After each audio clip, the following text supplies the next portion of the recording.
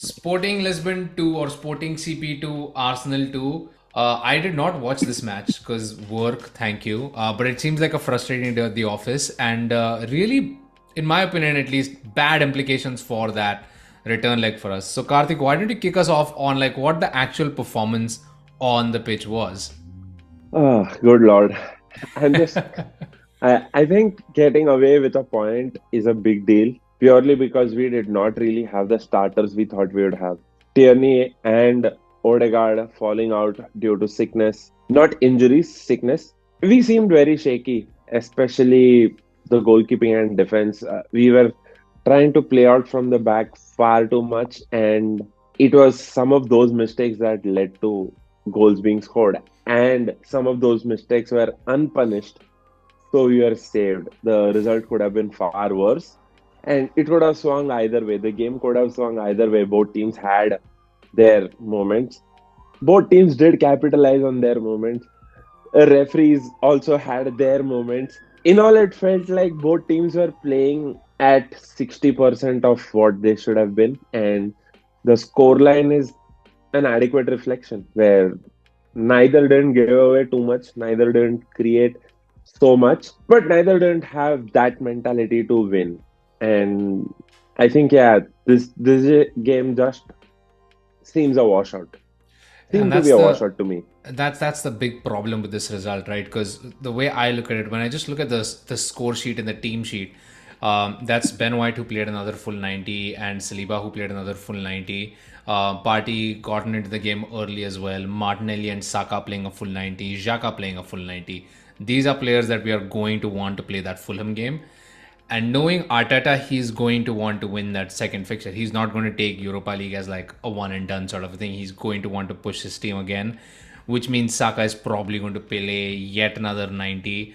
And again, depend. We still don't know when Trossard is going to be back. We still don't have a True. great idea on when Nketiah is going to be back. So which means like Martinelli is going to play there again. That's the big problem where I was really hoping that this match is a big result either ways. I honestly could not care whether Sporting won with a big margin or whether Arsenal won with a big margin. I just wanted the second leg to just be like a like Non-starter. yeah, like a non-starter, like that the match didn't matter at all. Now it does, and that's my biggest problem with this result.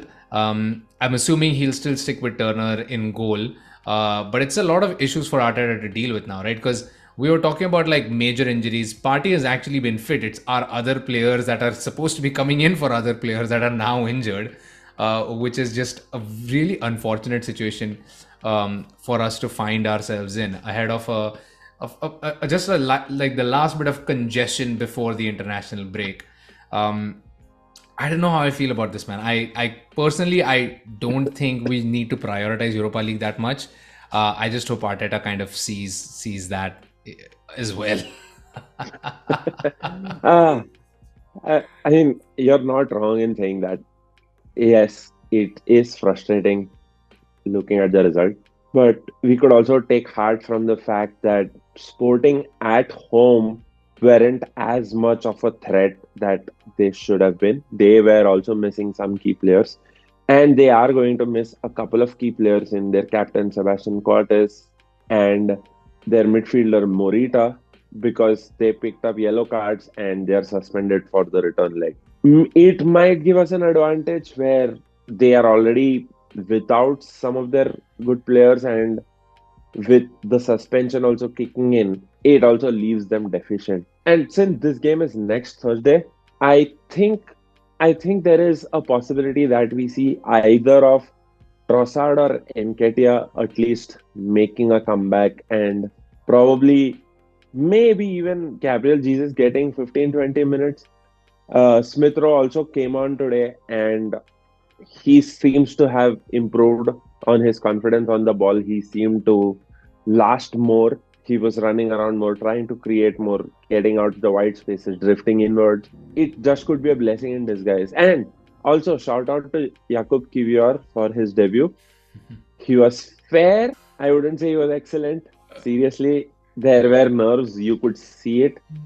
But I don't fault him, man. I don't fault him. The mistakes we made were a collective. It was not just individual mistakes because of which we got punished. So fair enough debut, and I hope he kicks on from here.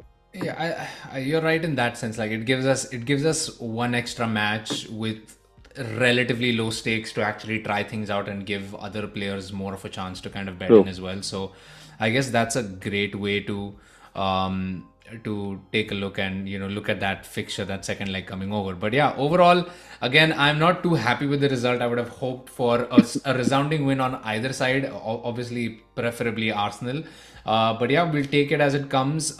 Moving on to Fulham next time, and then back into Europa before we wrap up this portion again before an international break to Crystal Palace. So yeah, let us know your thoughts down in the comments below about this fixture, and please like, share, subscribe. Always means a lot, and we will see you guys next time.